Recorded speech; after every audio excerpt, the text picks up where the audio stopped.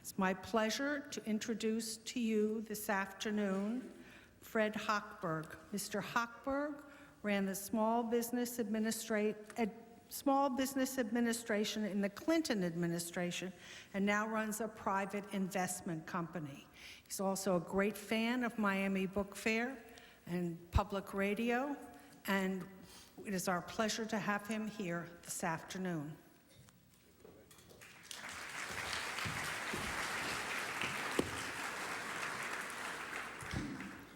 My goodness, a lot of people here. I questioned why I was actually asked to make this introduction. I just said to one of the authors, I'm actually a practitioner, not a scholar, not an intellectual. And I thought about an introduction. I was given very clear notes to not only speak for a minute or two, be very brief. And years ago, I was at a political event when Chuck Robb was running for the Senate for the first time. And the lieutenant governor introduced him and said, the essence of a good speech is to have an introduction that lays out what you're going to say, have a conclusion that repeats those points and goes back to the introduction, and to keep them very close together. So in conclusion, I want to conclude this introduction. I was in the Clinton administration, so I thought it's somewhat ironic that I would be introducing Christopher Hitchens, one of the most fiercest critics of the Clinton administration, Bill Clinton. And I thought, well, the only thing that he and I may share is this podium. So we'll find out in the next 40 minutes if that's true. And we're going to be here to talk about his new book, Why Orwell Matters. I'm also here to introduce David Rieff and his new book, A Bed for the Night, Humanitarianism in Crisis. And we chatted briefly because I do some work on microlending in the developing world. The other thing I have in common with David Rieff is I too have a mother in the field. And my mother's Lillian Vernon of the catalog business, and I worked with her for 20 years. So I have some idea what it's like to work in a field with a parent that casts a large shadow and also to have your own voice. So with that, I'm happy to introduce both Christopher Hitchens and David Rieff. They're going to speak briefly. I'm then going to come back. We'll have questions from the floor. The point of today is to have a lively debate, which is what this country is based upon and what these books are based on, to keep it lively and contrarian. And I will be somewhat autocratic, however, to make sure questions are brief, crisp, and can be answered. And then in the end, I hope that you'll all buy their books, because that's the other reason we're here. So with that, let me introduce our two guests.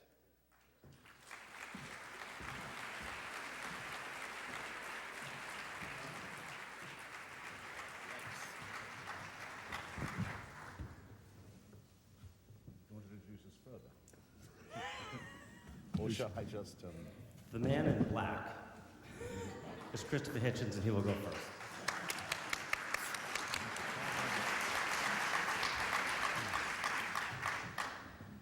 Thank you for an admirably terse introduction, and thank you, ladies and gentlemen, brothers and sisters. Hope I can stretch it to comrades and friends. Good. For coming on such a beautiful day. David and I have decided that since the topic, the rubric of this is so elastic, that it will accommodate both of us pitching our own books. And I'm going to say why I think that where George Orwell is concerned, there's no time like the present, okay? And I'm going to justify it as follows. Those of you who saw recent developments in Mesopotamia and saw that Mr. Saddam Hussein Tikriti had decided that what he needed was not just a vote, a referendum, but he needed 100% vote for himself in the referendum, and not alone that, 100% turnout in the referendum, and was able to achieve all these three things.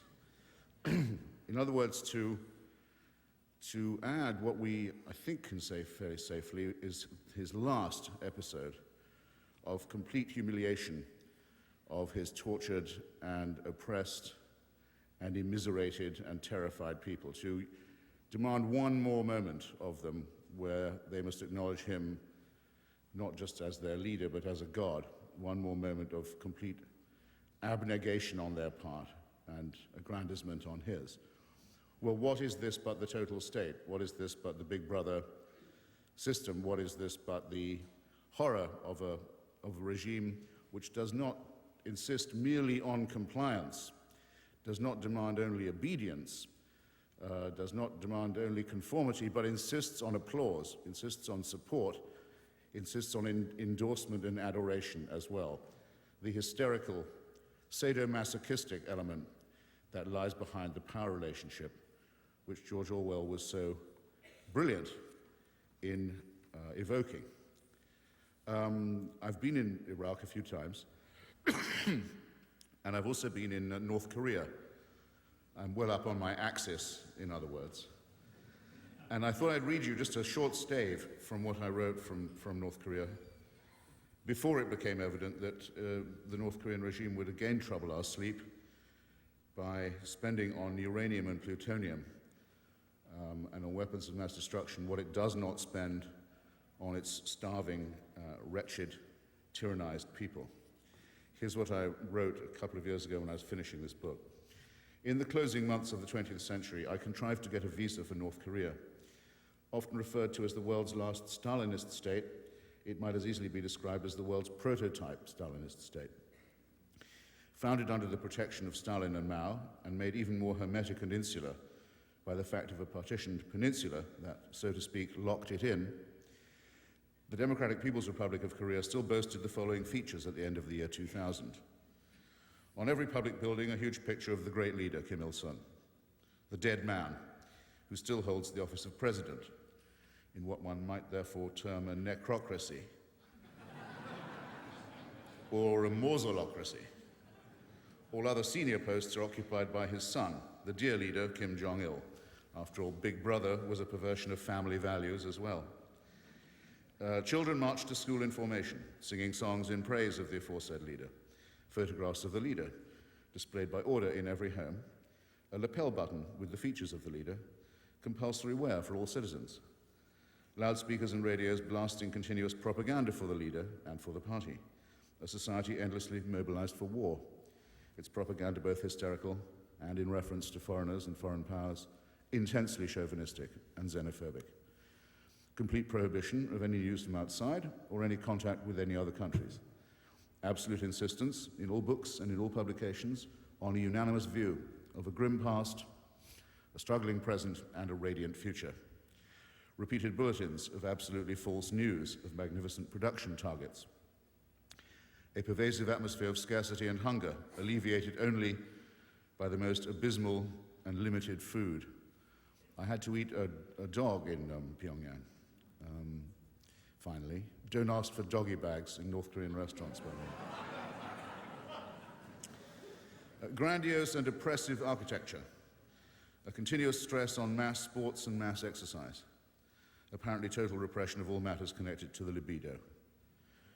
Newspapers with no news, shops with no goods, an airport with no planes, a vast nexus of tunnels underneath the capital city, connecting different party and police and military bunkers. There was, of course, only one word for it, and it was employed by all journalists, all diplomats, and all of the few overseas visitors. It's the only time in my writing life when I have become tired of the term Orwellian. I'm with my friend Martin Amis in his book, The War Against Cliché, or at least I'm with him about the title. I was once in Prague under the old regime, the old communist regime, and I thought, I'm going to get out of this, I'm going to write an article, and I'm not going to mention Kafka. I'm going to be the first writer from Prague not to do it. And then I went to this opposition meeting held in a private apartment, and the door fell in and the secret police were there, and I thought, never mind, I'm still not going to do it. And then they put me under arrest, and then I said, well, what's the charge? And they said, we're not telling you. And I thought, now I'm probably stuck with it. Well, that's what it's like trying to keep Orwell out of discussions of North Korea. I'll just finish my paragraph. In some respects, the North Korean nightmare falls short of Orwell's dystopia. The regime is too poor and too inefficient to provide telescreens or even wireless sets to most of its subjects. In some respects, however, it's infinitely more forbidding Winston and Julia would have had no chance at all for a moment of private delight in the countryside, let alone the lease of a crummy flat in some anonymous proletarian quarter of town. Nonetheless, there really are hate sessions during breaks in factory or office work, and at an evening of mass games, I was shown via multiple hypnotizing flashcards the hideous image of a grim-visaged enemy soldier hurtling towards me, to be replaced by the refulgent and reassuring face of the great leader. These are details. What was entirely unmistakable was the atmosphere of a society where individual life is absolutely pointless, and where everything that is not absolutely compulsory is absolutely forbidden. The resulting dankness and dinginess and misery would have been almost indescribable without reference to a certain short novel that had been bashed out on an old typewriter against the clock by a dying English radical half a century before. Now, in getting the three great questions of the last century, the century that's just banged shut behind us, the 20th century, getting them right, all of three of them, and being, I think, the only public intellectual who can claim to have done so, in other words, incorrectly diagnosing the end of imperialism, the rise of fascism, and the delusion or hallucination of Stalin and of Stalinism, Orwell relied on some very excellent political intuitions and instincts, and I think he understood the pornographic element that lies at the heart of the exercise of power, partly from having been a policeman and a jailer in the colonies, as well as later in his life a victim and a persecuted person in Spain. But he didn't just bring political intuition to this, he brought a certain attitude to language and the relationship of language to truth. That's important to us as well. And again, just to keep my allusions, my references contemporary, or contemporaneous, as people for some reason now like to say. Anyway, to make them relevant to what we're talking about, all of us at the present, I would give you just two examples. One, I don't think in the next few weeks, whatever happens, that any spokesman from the Department of Defense will ascend any podium and refer to collateral damage. I think it's been put to sleep, that term. I think everyone's seen through it. Everyone knows how to wrinkle their nostrils or to laugh or to deplore or decry what we call euphemism. In other words, giving a pretty name to a nasty thing. They'll have to say civilian casualties, or they'll have to come up with another euphemism which will be laughed out of court, I hope, just as quickly. And I was impressed and rather pleased, I must say, to see that when collateral damage was in the process of being put out of business, that most people mentioned that it was the sort of thing that Orwell taught us to see through, that it was, as it were, an Orwellian moment. I'd like to say that I think the same may apply, because it's very easy for people to tell Orwellian isms or nasty euphemisms in other people's speech. They're not always as good at detecting them in their own. I should say that when I see someone holding up a placard saying, "No war with Iraq," or "No war on Iraq," I think you've probably seen this or heard that slogan, I have the same feeling. Nobody wants a war with Iraq, certainly not me. And no one's calling for one either, or proposing one. There does seem to be a quarrel with Saddam Hussein and with his regime, and it seems probably, to me at any rate, it seems an inescapable quarrel, unless one believes in coexistence with aggressive totalitarianism. But if you remember, the slogan of the 100% vote and the 100% turnout was, by the party and by the regime, "Saddam is Iraq, Iraq is Saddam." Let no one who holds up a poster making that confusion be unaware or unashamed, therefore, of what they're doing. So this is my case for the extreme contemporary relevance of Orwell, but I'd be very happy to answer any questions about any other aspect of his work, or to be challenged on anything else I've said. And again, thank you for coming, and we'll be at your service very soon. Ciao.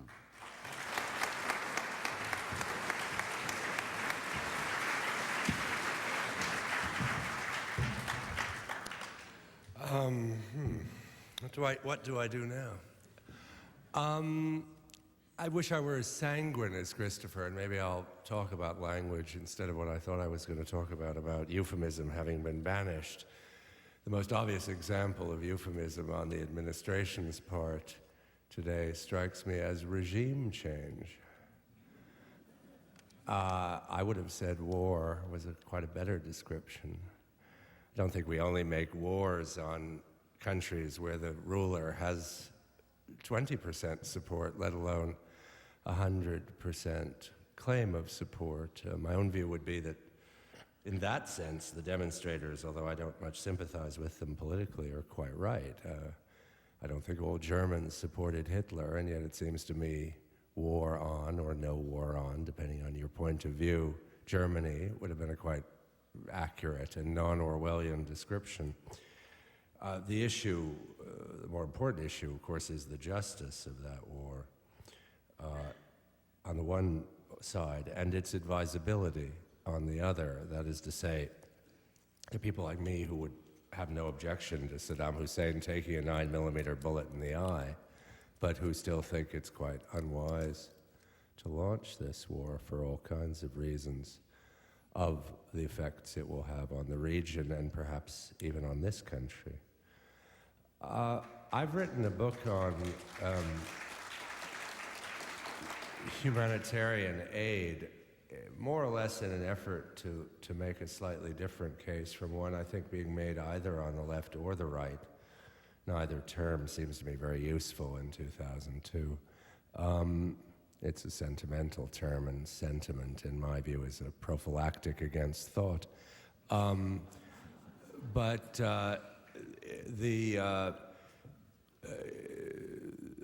wrote a book basically on the proposition that not all good things go together, and that if you like to come back to Christopher's absolutely correct emphasis on the issue of language, that one of the great Orwellian delusions of the age, if you like, is precisely that all good things go together.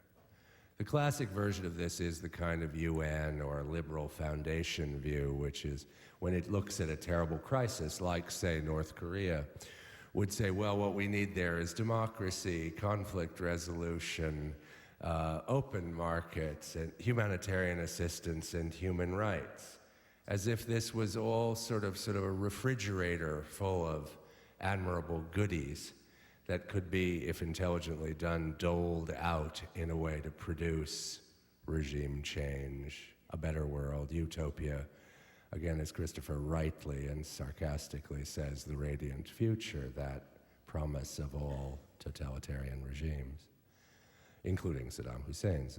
In that sense, there is no distinction between Christopher's views and my own. My view is quite different. I think when you say all good things go together, which of course none of you believe in, none of us believe in the private life, but since everyone more or less, or people too often, let me put it more modestly, check their brains at the door when they invoke their own politics, we talk about all good things going together in the public life. In fact, it's not true. I'll give you the example of human rights, which I think most people in this room, including the two people on this stage, would agree was a good thing, and emergency disaster assistance, about which one can say the same.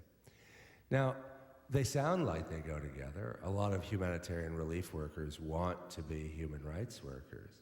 But the truth of the matter is they don't go together. A human rights worker is by definition a legal fundamentalist, a person who believes the law must apply to everybody, that there's a body of international law that prevents states from acting freely toward their own peoples, prevents them from torturing, from banning newspapers, from starving people, as the North Korean government is currently doing. Humanitarian, so it is a fundamentalist creed. You write, you go, you report, you condemn, you try to shame, you try to get other governments. Maybe you perhaps support the International Criminal Court and believe you're going to bring people to account. Christopher's written a very interesting book on that. Then there's humanitarian action. Humanitarian action is a 27-year-old water and sanitation engineer somewhere in the heart of some terrible conflict, surrounded by 15-year-old kids with Kalashnikovs, trying to feed people. Now, by definition, that aid worker must make compromises with butchers. You could say that compromise is the basic stock in trade of the relief worker, because otherwise it's just someone getting on his or her plinth and spouting agreeable sentiments. If you actually want to get the food to the people who need it, you have to do it in one of two ways. You have to do it on the backs of an intervening army, as for example the UN intervention in Somalia, or you've got to make deals with the local butchers, one or the other. And indeed the marriage of humanitarian relief with state power, as in Kosovo and Afghanistan, where humanitarian relief workers in effect became subcontractors to NATO, or for that matter, the marriage with the human rights organizations suggests that if you don't want to make deals with butchers, you have to call for outside military interventions. That's why the Bush administration is not being disingenuous or using a flag of convenience when it says that its goals in a place like Afghanistan, in a place like Iraq, in Kosovo, are partly humanitarian. That's not hype. They're perfectly sincere. The case I would make, though, is that in that situation, humanitarian action is always the subordinate, is always doing the saluting, and states are doing the ordering. And I don't think that's a good thing. In fact, I've written a book which is basically an appeal for a fundamentalist humanitarianism, that is, a humanitarianism much more like the International Committee of the Red Cross, that is strictly neutral. Now, to say this doesn't mean one couldn't support an intervention, whether it was in Mesopotamia, as Christopher picturesquely puts it, or in Kosovo, where I did support the intervention, but not, and I would argue, never on humanitarian grounds. One should give war back to the war makers and leave humanitarianism to the humanitarians. North Korea is a perfect example.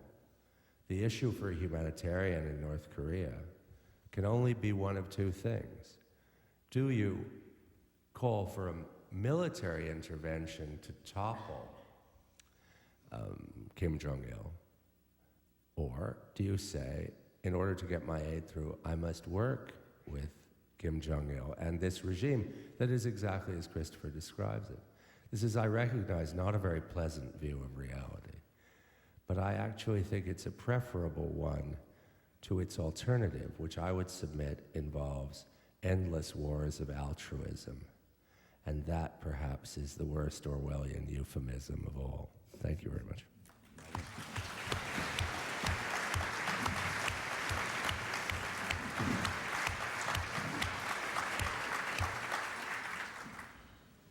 Okay, we're going to open it up to questions from the floor. There's a microphone right here in the center. This being a university campus, I'm sure there'll be no bashfulness. So why don't we start? Just, if you would, also just state your name. And you might want to lift the microphone up because... Steve, for David, how do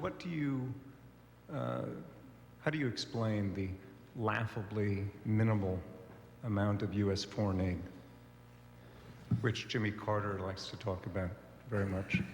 Yeah. Well, the first thing to say is that all the polling data suggests that Americans believe they give a lot more foreign aid than they do. I mean, that's the first point that needs to be made. So on one level, it's simply a propaganda issue. On another level, I again think the Bush administration, which probably unlike a great many of you, I do not underestimate, and in fact think this president is going to turn out to be a very considerable figure, and that people who just laugh at his diction and his various missteps are very gravely missing the point of this guy, who is, I think, going to prove to be the second Reagan with all of the formidable qualities that entails. But leaving that to one side, I do think that the problem is that many people share the administration's implicit view, which is that we do the order, the imperial ordering of the world, And the Europeans should do all that foreign aid stuff. I think that's a deep, ingrained view in the public. I wish it were otherwise, because I think the UN calls for that, 1% of GNP to be given to aid would radically change the world. I mean, I think it's very foolish in these post-Reagan, post-Thatcher days, despite all the admitted corruption of many states in the poor world, to imagine that a few $1 billion wouldn't help a lot. Why don't we go to the corner? My name is Jules Sales. Do you hear me all right? Mr. Hitchens, I'm having a little bit of difficulty keeping up with your fast British accent, but am I to understand that you are in favor of war in Iraq? What's the bit you have difficulty keeping up with? No, I got the second sentence, but there was something you said you had difficulty with before. I was curious to know. In fact, I can't rest until I know what it is. Am I to understand that you are in favor of war in Iraq? No, that's the bit I got. You said there was something of mine you had difficulty keeping up with, and I have to know what it was. You're not going to say it, all right. Someone will tell me afterwards. But, I'm sorry, go ahead. Well, my view is that there will be a confrontation with Iraq, whether it is willed or not. This is for two reasons. One is the obvious one, the way that the Saddam Hussein regime has staked everything on, and really everything on its acquisition of weapons of genocide. And the other is that, for reasons I hinted at in my introduction, he's reached his Ceausescu moment. In other words, his extremely narrowly based regime. He's a member of a minority of the minority. He's a member of the Tikriti clan of the Sunni Muslim. It's now like a pyramid balanced on its apex, if you like. It's very, very. It's going to fall. It's going to implode. So all the problems of a post-Saddam Hussein regime are going to be with us in any case, and these are amply rehearsed and very often stressed. Everyone more or less knows what they are: ethnic and religious turbulence, undoubtedly a strong desire for revenge on the part of a number of people. The possibility that damage will be done to the oil industry, the oil resources of the country, rather than give them up. Many such things. These are all going to be with us in any case. In my opinion, both the most prudent as well as the most principled course is to deal a hand in this transition now and intervene as far as possible on the side of the Iraqi opposition and the Kurdish rebels, who have already in the northern part of the country created something like a civil society with a proper distribution of resources, with a multi-party system, and with an independent media. In other words, showing that it can be done. And those are my friends, and these are the people I've taken my side with. So yes, I am for a war with Saddamism, yeah. Here. Excuse me. Is possibly this whole thing over oil and oil lines, pipelines? The other slogan that I love is... 90% of it? The other slogan that I've come to love, shall I say, is people saying no war. Sometimes they say no blood to make it sound better, but no war for oil. What can that slogan mean? Unless it means oil isn't worth fighting for or over. Well, I don't believe there's anyone who's so fatuous as to believe that. If there's anything worth fighting over, it's oil and who controls it. So I would say, in the words of a famous old statesman, never be afraid of doing the right thing if it also happens to be in your own interest. Saddam Hussein blew up the oil fields of Kuwait, I will remind you. He blew them up on his way out after he'd admitted defeat, after he'd finally surrendered his claim to Kuwait. He gave the order for the destruction, the immolation of the Kuwaiti oil fields, which flooded and poisoned the Gulf on top of that. If he acquires any further weaponry of mass destruction, he'll be in a position to threaten to do that to the Saudi oil fields as well. If those oil fields were ignited or irradiated, which is another option he might be able to give himself with a dirty bomb device, as it's sometimes everybody in the world would be a lot poorer right away. I believe that these resources don't belong to Saddam Hussein and must not be allowed to fall under his control. I think it's as simple as that. And though he would like to find out what it would be like to blackmail the world in this way, I think he isn't going to, and I certainly don't think he should be allowed to discover what the joys of that sensation would be. So yes, I'm for a war for oil as well, yeah. This question is addressed really to both speakers. What is your name? Oh, the name is Frank Blecker. I don't want to know his name. Can we really win the war on terrorism? The United Nations says there's 2.8 billion people on the planet who are living in utter poverty at less than $1 a day. And they literally have not even entered the 20th century, namely the 21st century. I believe there's leaders all over available to take on this huge army and lead them. So can we really win this war on terrorism until we do something about the poverty, utter poverty in half our planet? The short answer is yes, in my view. No, but all sort of ironies aside, I don't think there is a correlation between the 2.8 billion people living on less than $1 a day and all the other dreadful and shaming statistics that describe the world we really live in, not the world you see on Fox News or even in the pages of, dare I say it, the Miami Herald.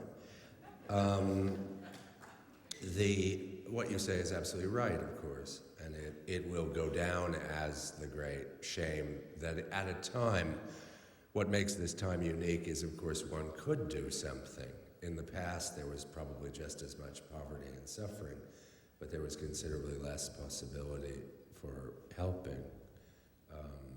One could clean up the water in the poor world with roughly $1 trillion expenditure. That's not a huge amount of money for a rich world. But I don't think there's any corollary at all between terrorism and these shameful phenomena. Terrorism is not found in Latin America in any appreciable way, in the sense that you're describing a war on the West, an attempt to attack. If you're just talking about criminal acts of guerrilla armies, those have existed since the beginning of time. And if we're really going to extend the definition of terrorism simply to every assassination, bomb in a bus, etc., then we're not talking about anything. But if you're talking about the modern phenomenon of terrorism, which is basically specific non-state actors using basically the methods of war criminals committing war crimes to secure political or religious ends, that's a very specific phenomenon. Doesn't at all correlate with poverty. The people doing it are intensely political. Their leadership is prosperous and comes from rich countries like Saudi Arabia. Their clienteles are people who are have been given in or been seduced by a certain kind of Islamic religious enthusiasm. It's very specific. So I wish it were as simple. It's kind of the old, Marxist idea that it's all the material reality that determines this. But I don't think it is. I think it's the ideological reality of the Islamic world at this point, and by no means of the entire Islamic world, by a group of Islamic sects that have, to a very considerable extent, hijacked the Islamic world. I think those people can be fought. No war. Americans talk about war as if the outcome is certain. No war, the outcome of no serious war is certain. And this, probably unlike the war in Iraq, is a serious war. So will we win? I have no idea. Can we win? Yes, I believe we can. Well, just a second, because I think the question was to both of us. Yeah. No, it's perfectly all right, my dear chap. Of course, David's right in saying that someone like Osama bin Laden is not a poor person. Indeed, his Al-Qaeda organization is in effect a bent multinational corporation run through crooked banks and front companies and so forth, as well as being a crime family, a cult group, and a fascist Camorra. And its members, as far as we know, are not attracted on the basis of their poverty and indigence. And you can imagine, if you want to think of the corollary, you have to imagine, say, Nelson Mandela or Salvador Allende calling on their supporters to use civilian aviation to inflict civilian casualties and crash planes into buildings. You know, you can't imagine it. People who genuinely care about these things don't resort to tactics of that sort. I believe myself that the victory over what we're talking about, that's to say theocratic fascism, is predetermined. It is an absolute certainty. Not because of any superiority that we have, whether military or moral, though both of those help. To have military superiority and an open society that can criticize itself are huge advantages, but because the victory of the other side is impossible to imagine. I mean in the literal sense impossible. What it demands is impossible. What it demands is that the Muslim world return to the desert and to the 7th century and live on the precepts of only one book.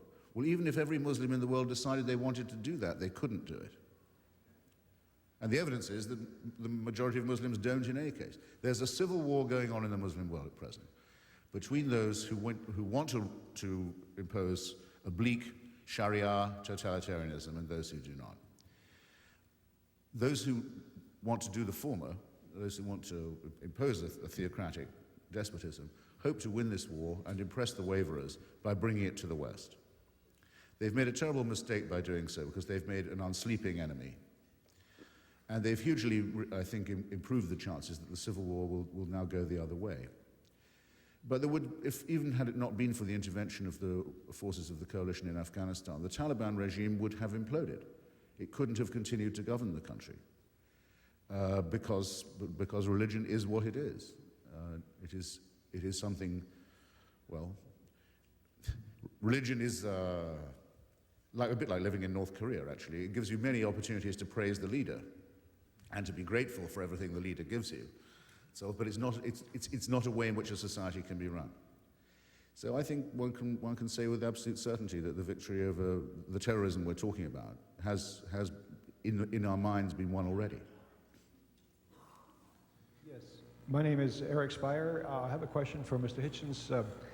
William Safire, not known for his liberal views, just attacked Admiral Poindexter for wanting to establish a center for dossiers on every American in this country. Very much like a Gestapo file, central file. It's really a creeping Orwellianism that's happening in this country in the guise of national security. I was wondering if you have any comments on where do you draw the line? Well, I was very sort of touched in a way to see that Admiral Poindexter was back. I knew that he hadn't gone to jail, and I remember being disappointed about that. And I remember having a special feeling about Mrs. Poindexter, who is the Reverend Mrs. Poindexter. I've never been able to find out in what denomination she's ordained, but anyway. I often used to think about the Poindexters and their home life and all that kind of thing. But I didn't expect him back in this capacity, and I thought William Safire wrote about it very well, because there's been a long struggle over the right of privacy in this country, and it's going to go on for a very long time. And I think those of us who favor the autonomy of the individual have just taken a bit of a hit. Not as big a hit, I think, as was taken, say, during the Emergency Death Penalty and Anti-Terrorism Act of the Clinton administration, which is still the one under which most prosecutors choose to bring arbitrary prosecutions. And the ACLU, if you remember, gave the Clinton administration the lowest score of any administration in history on civil liberties. There's been a tussle over, for example, the Patriot Act. I live in Washington. I've taken part in this tussle. Quite a number of libertarian conservatives have done a good deal of amendment to these acts. Roving wiretaps, things of this kind have been held off. John Ashcroft's just had to back off the idea of an official Secrets Act as well. He announced after a lot of lobbying and persuasion that he was determined that there was no need for such an act. So it's ridiculous to use the term Gestapo about this. And it would be a stretch, and believe me, I would have made the stretch if I thought it was worth it, to compare it with Orwell, too. I mean, I don't miss a chance to drag in Orwell when I can. I thought I would skip it on this occasion. When Mr. Lincoln decided to abolish habeas corpus during the Civil War, Washington was full of enemy agents, full of copperhead, pro-slavery supporters. I don't think it can be established that abolishing habeas corpus helped him to thwart that group, politically or militarily. And of course, the temptation to resort to such measures in time of war is very great. But we're not talking in the war in which we're actually engaged about free speech or free expression. We're talking about actual acts, and we do know that our society has been infiltrated, and we do know that it was done with great deliberation and ruthlessness and with murderous intent. And so I'm only interested really in debating this with people who I'm absolutely sure are sound on the first question. Okay? May I just add that I noticed a lot of you applauded when Gestapo was mentioned. And I really would urge you to read a couple of books about Nazi Germany and regain your equilibrium. I mean, it is obscene to compare the Ashcroft moves, even if you think they are terrible, to the Nazi state. I mean, talk about abuses of language. That is genuinely obscene. Well said. John Ice, and actually I have two questions for Christopher. Being a Orwell scholar, if Orwell were here today, what do you think that he would find admirable and detestable about contemporary American society? And the second question is there a contemporary political figure that, in your view, embodies the vision that Orwell had of a just and secure society?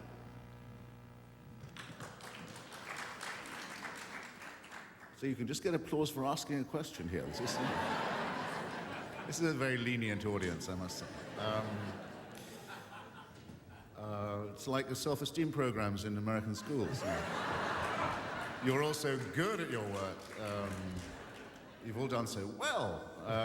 That's why you can't read. Well, your second question is easy. Orwell wouldn't. I mean, there is no one. It isn't a politician's job, in effect, to be an Orwellian figure. To describe someone as an Orwellian figure is to describe someone who, in a very determined way, refuses himself the lie, refuses himself propaganda, refuses himself euphemism or false consolation, and tries to face the world exactly as it is, and to report on it and its ideas with astringency. I suppose the only person in public life who would bear that comparison probably would be Václav Havel, and who did for a while try to lead a life of that kind, and is a bad politician as a result. And just written, by the way, a very funny memoir of being president and how hopeless he was at it and how he got worse at it the more he did it. So, to which I commend your attention. I say in my book that Orwell's great weakness is America, in that having got the three great questions that I mentioned right, he failed to see the other great question of the 20th century, which is the rise of the United States. He admired its society actually for something it now doesn't display much of, namely egalitarianism, because he thought that in the contest between liberty and equality, fraternity might be the thing that would make the difference, that could soften the contest. He admired America for that, and would probably have been disappointed to see there isn't so much egalitarianism now. He admired its literature and thought that its vernacular language showed an instinct for freedom, an instinct for liberty. He was correct about that, in my opinion. And suspected that it was harboring imperial designs. A question that hasn't yet been decided, or has it? My name is Maurizio, and I have a question to Mr. Hitchens. My question is this. With the war with Iraq, how do you think it'll affect the conflict between the Israeli and the Palestinians? The war with Iraq, the aftermath. Wait, you're not getting any applause for this? Okay, as if I'm not in enough trouble, the gentleman wants to know how I think conflict with Saddam Hussein would bear out on the pre-existing tussle between the Israelis and the Palestinians. Well, the conventional wisdom is that the United States' position would be much stronger if it had concluded an agreement, or sponsored, co-authored an agreement on Palestine first. It would have more credibility with the Arab world. It would have taken, a very inflammatory situation off the, I'm not going to say off the chessboard, would have had an emollient effect on the region in general. And it's easy to see the temptations of that. The disadvantage of it is the following. If you say to Saddam Hussein, we can't do anything about you until we've settled the Israel-Palestine dispute, then you give him rather a lot of notice, it seems to me. I mean, here is, after all, at least a 50-year-old conflict, currently in a very, very inflamed stage. So, well, until we've settled that, we can't do anything about Iraq. That's giving him a long lease. The second, it's giving him not just the incentive, but the opportunity to disrupt it. And of course, Mr. Hussein announces his pride and joy at being able to contribute where he can to the suicide murder campaign, which has been launched by a rejectionist wing of the Palestinian movement, and which has indeed helped very greatly to poison the atmosphere. And in fact, Mr. Saddam Hussein said the other day that every time he reads of a suicide attack, he feels he'd been on the mission himself. And I always, when he said that, I thought to myself, I only wish. So the argument, shall we say, of the regime changes is this: if you take out the keystone of Arab rejectionism, emancipate its people and its oil, I might add, madam, help to reconstitute its society, the Palestinians don't have any further recourse to rejectionism. They won't, in the case of a breakdown in negotiations, say, well, we can always go to Baghdad and get support from there, as they have in the past, as Arafat's often done. That option won't any longer exist. That might have a very good pedagogic effect on the negotiations, that's to say, on the Palestinian side. And in such a case, it seems to me the administration can face the Israelis and say that in return for a signed and checkable territorial settlement agreement, some of the settlements just have to come down.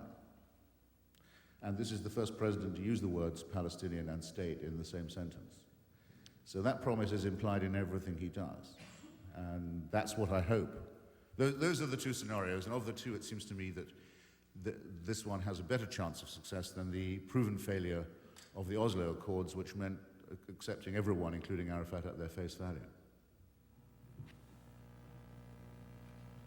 Mr. Hitchens, I was wondering if you had thought of Osama bin Laden as a kind of Goldstein character, and if the U.S. had actually determined that he had been killed, if they would fess up to that, because he seems to be so useful as a boogeyman. Regarding collateral damage, I think I did hear Donald Rumsfeld use that term, and I believe it was when the UN determined about 2,000 Afghanis were killed in the fighting. And he said, what of course would be said, that that's what you can expect in war. Now, if we do have a war there, and if there is collateral damage, what would be an acceptable amount of collateral damage to have oil for less?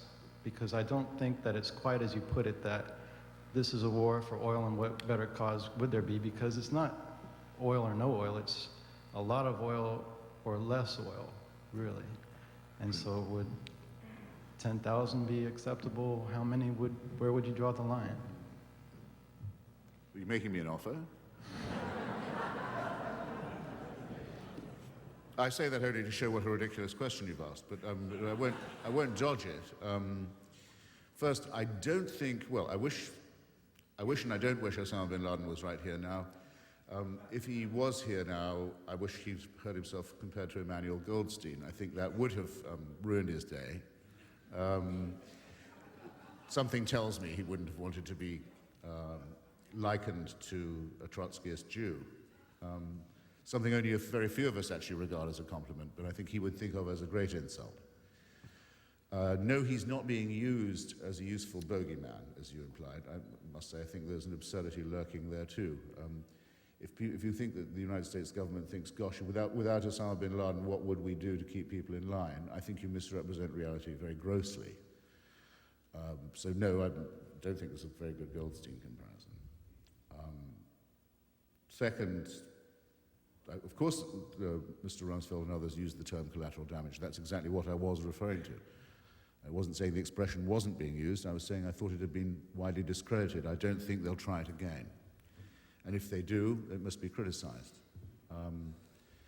But as in the case of Afghanistan, where it seems to me that even the highest number of casualties that I heard claimed on the Afghan side, this is, by the way, supposedly for non-combatants, though how it is determined, fighting against forces that don't wear uniforms, which of the dead is and is not a soldier of the other side, I don't know. I found all those totals very shady myself. But it was an extraordinarily, suppose it was the 3,000 claimed, that's an incredibly low price to pay for the destruction of the Taliban, the breaking up and scattering of the Al-Qaeda network, and the return to Afghanistan of, I think it's now between 1.5 and 1.75 million refugees. The population of Afghanistan has hugely increased, in other words, though there were those who said it would go down in case of a war. Many people, including humanitarian organizations, said there'll be famine, disruption, chaos. None of this occurred at all. We've bombed Afghanistan out of the Stone Age, in other words, which I regard as a great achievement. And I frankly think, though, that in one respect the casualty figures were too small. A lot of Al-Qaeda and Taliban people were allowed to get away. I think too much was done to err on the side of caution in killing them and tracking them down. I want you to have no misunderstanding of what I mean here. These people should be dead, because every one of them intends to commit appalling atrocities against innocent people in the future. I'm in favor of finding them and killing them with great expedition and ruthlessness. You asked me what the outcome of the war in Iraq will be. I repeat, I think it's an absurd question. But I see no reason to imagine that there will be much of a war at all, in that the Iraqi armed forces will not be able long to resist the intervention of the coalition. They're outgunned in every possible way. And that I don't believe the Iraqi people will rally behind their leader. And in any case, we know that in the areas of the country which are not under his control, the state of public opinion is what it is. An absolute determination to outlive this revolting dictatorship. Yeah, I'm going to take the privilege of just adding something, not to reply to your questions, but even people who oppose the Iraq war on prudential grounds would tend to concede or agree with endorse Christopher's point about the war itself. The argument is about the aftermath. I don't think there are any serious observers of this situation who believe that, unlike the war on terrorism, which is going to be very long, very difficult, and involve a great many of the things that Christopher describes, which I would simply point out, if you talk about hunting people down and killing them without mercy, you're probably talking about committing war crimes, perhaps war crimes in a good cause, but war crimes under the Geneva Conventions. But I don't think there's any debate about the war itself. The issue is whether the country can hold together, whether, as the very great Iraqi dissident Kanan Makia says, this is the best chance Iraq's had for freedom in 40 years. So again, this is not just the Rumsfelders of this world who are saying this. One view, I think Christopher's view. Or the view of people like myself, which is simply that the risk of disintegration is not worth this war. But you know, when you start playing with numbers, all wars are about the slaughter of innocents. If you believe that war is licit, in other words, unless you are a moral pacifist, you must accept that war is not about anything. No war can be fought without creating humanitarian disaster, at least in the short run. Whether or not in the long run you improve things, that depends on the war. And slaughtering innocent people. That's what war is. That's its fundamental, that's inscribed in its DNA. And it's on that basis that you should think about whether or not you support a war. And I say this as someone who's supported a number of wars and seen a lot more.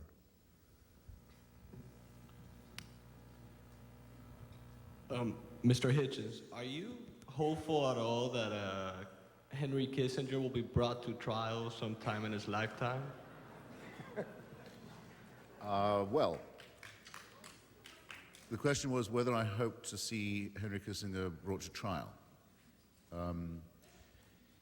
Yeah, I mean, I used to hope he would die, and now I hope he lives, because I think that there's every chance that some of it will catch up to him. I can give you an update at any rate. On Memorial Day last year, I'm proud to say just after my book came out in French, he was visited by the gendarmerie in the Ritz Hotel in Paris on a good warrant from Judge Leloir, and served a summons to appear as a witness in a hearing about the disappeared French people in Chile, of whom there are quite a number. He chose not to answer the summons and fled town, but it's still extant when he goes back to France. So that's one of the countries he now can't go to. The Brazilian government recently, before the last election, that is, the last Brazilian election, the Brazilian government asked him to cancel a visit that he'd been invited to make there on the grounds that his immunity from prosecution couldn't be guaranteed. The judge in the Pinochet case in Chile, the great Judge Guzman, has sent him a summons for questioning. So has Judge Rodolfo Corral, the great judge in the case of the death squads in Argentina. The laws of many European countries, including federal Germany, have meanwhile changed so that it is the responsibility of any court to apprehend anyone wanted for war crimes or crimes against humanity wherever they are. And a sporting attempt was made to arrest Kissinger when he was in London last, but he left. The judge was considering it when he left. In other words, the atmosphere around the bastard has shrunk quite a lot. The oxygen is thinning around him. He can't travel and posture in quite the way he used to, and a lawsuit has been filed against him in Washington, D.C., in federal court, by the family of General René Schneider, formerly head of the General Staff in Chile, a constitutional democratic officer who didn't favor a coup against the Allende government, who was murdered, shot down in the street on Henry Kissinger's direct orders. His family has brought a suit for murder, wrongful death, in Washington. Every document in the suit, every document in the affidavit, in other words, of the prosecution, is a U.S. government declassified document. I think that's the first time that's been possible to say that. We have him cold, in other words. So the question is, and cheering though this is, I leave it as a question to everybody here. It's very nice to know that there are many foreign courts pursuing these questions, and it's nice to know that Chileans who've already suffered at his hands are having to bring their own lawsuit in Washington. But isn't it a bit of a disgrace that there's no U.S. government department, no congressional committee, no American district attorney who is thinking, why are we sheltering a wanted war criminal? Why is the United States a safe haven for someone wanted for crimes against humanity? It's an important question. I leave it with you. I'm only here giving a second question because there's no authority at the moment asking a question. And this one, again, is directed to both speakers. A different topic. Is not the real reason that we are going after Iraq the oil? I know Saddam is an evil man and all that, but just 2 points. Iraq does have the second greatest reserves of oil. First comes Saudi Arabia with about 250 billion barrels, followed by Iraq with 125 billion barrels. We have control over Saudi with 30,000 troops and our troops. And we have good arrangements made with their oil. We like the same arrangements with Iraq.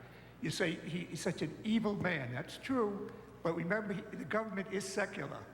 Women, for example, do get equal treatment up to, they all go through high school as men do.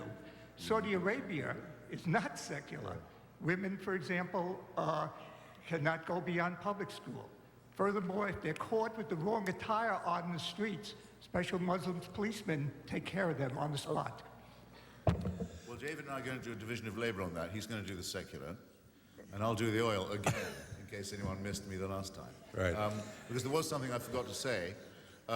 You may have noticed that the Saudi Arabian regime is opposed to regime change in Iraq, and it's the people who are its clientele in Washington, people like Brent Scowcroft and Lawrence Eagleberger and so on, are likewise very much opposed to this policy, as they should be, because if the Saddam Hussein regime goes, then the Saudi Arabian monopoly is to that extent broken. It's one of the many reasons that I favor regime change in Iraq. The Saudi Arabians have been using Saddam as their buffer state for a long time. They don't want their monopoly undercut, and of course Iraq's oil is currently being pumped with equipment that is perhaps 20 to 25 years out of date and in very bad repair, and the oil is going to the establishment of a parasitic, venomous, aggressive, totalitarian military caste. Emancipated from that, and with an investment of a couple of billion, it could probably start pumping more oil than Saudi Arabia, and more cheaply, and spread the wealth around a bit. But the thing I suppose that I like most about the regime change idea is that it would wipe the grins off the Saudi Arabian royal family's face. That's the bit I can't wait to see. Long overdue. They've been interfering in our internal affairs. I quite share the bit about the grins, and those of you who will have seen the news reports this morning that the Saudis now seem directly implicated in underwriting the activities of some of the hijackers of September 11th may take the point about what Christopher means when he says interfering in internal affairs. About the secular point, I candidly, with all due respect, think it's a non-starter. North Korea is a secular state. So was Stalin's Russia, so was Hitler's Germany.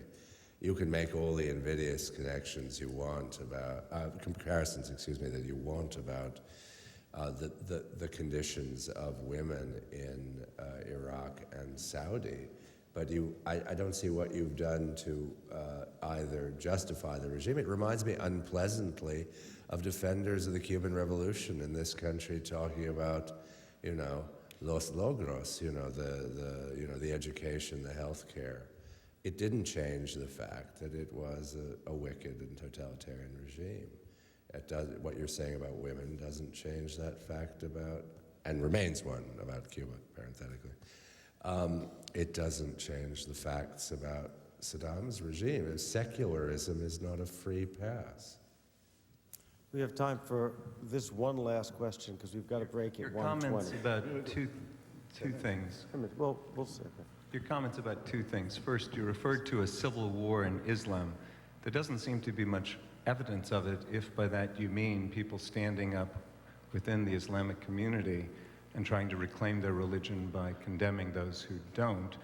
And we don't seem to be doing too much to encourage it, given that right now in Egypt, apparently, there's a soap opera-like program based on the protocols of the Elders of Zion, or including it, etc. So that's one thing. Second of all, I'd like your comments on Robert Byrd's criticisms excoriating the Congress for cowardice, for example, regarding the Homeland Security Department.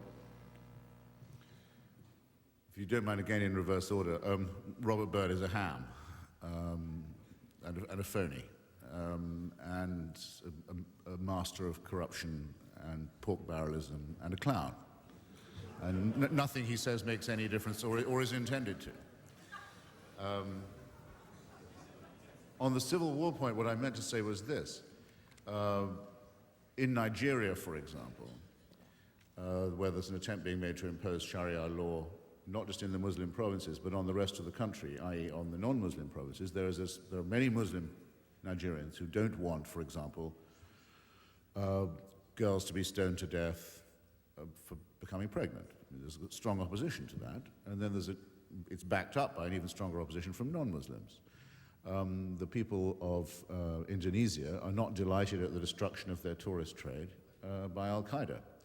Antibodies of that kind are to be found gathering everywhere.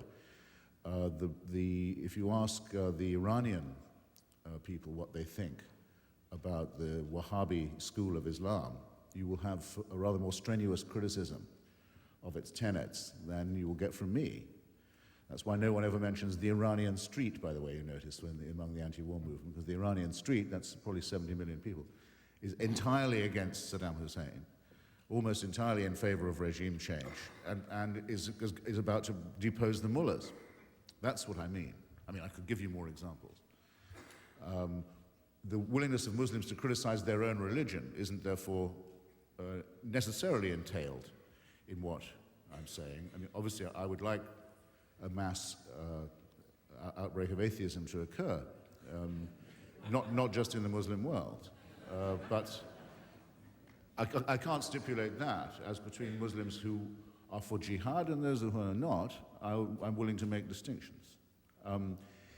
The Egyptian showing of this scandalous soap opera seems to me to show, not to illustrate your point or mine, it's a thing in itself. It shows the opportunism of regimes like Mubarak's, the maneuvering they make between the low end of public opinion and the high end of American military aid. I do agree, maneuvering with one ought to cost them the other.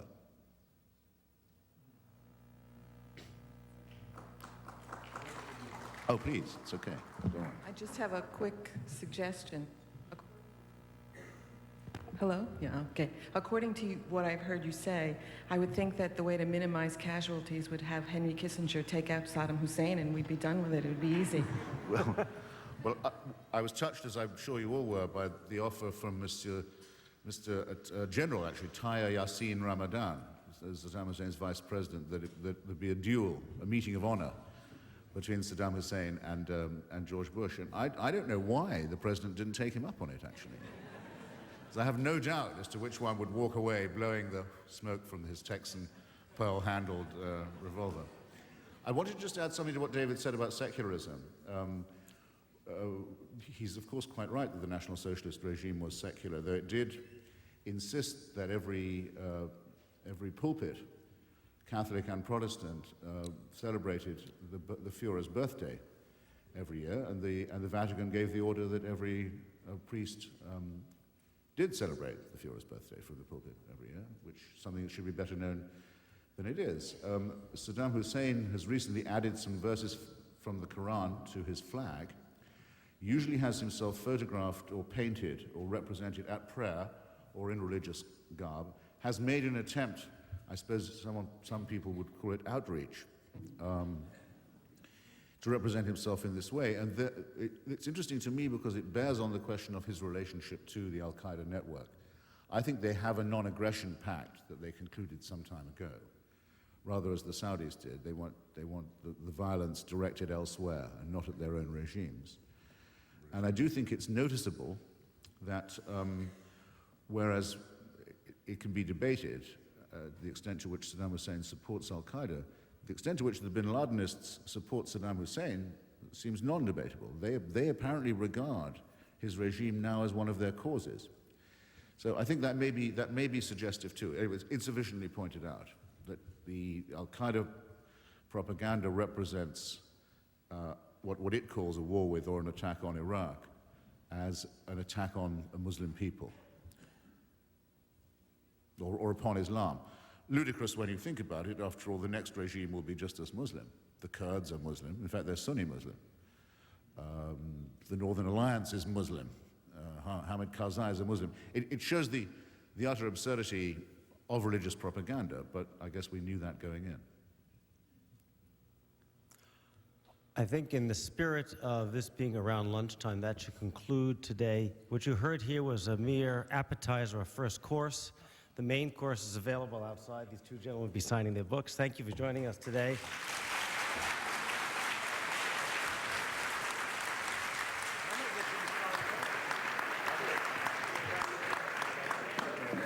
If you are staying for David Rockefeller, I suggest you stay seated.